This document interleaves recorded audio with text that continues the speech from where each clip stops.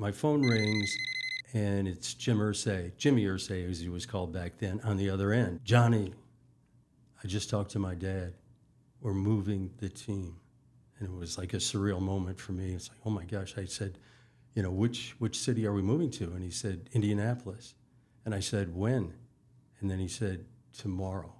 And I'm going, oh my gosh, how am I going to get this done? The next day, it's probably 2 o'clock in the morning. Jim Irsay came downstairs. And he said, well, listen, you're going to be flying with me in his dad's private plane the next morning.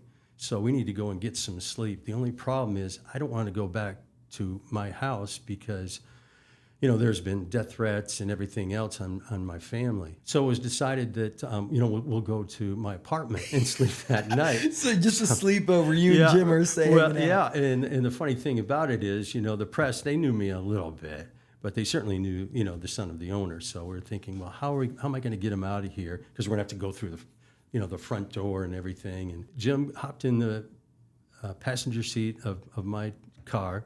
I threw a blanket over Jimmy, and I proceeded to go outside the gate. Of course, there's, press, there's fans, not happy fans. They're cursing at me and everything. I'm just the equipment guy. They did not know that I have the owner's son next to me here.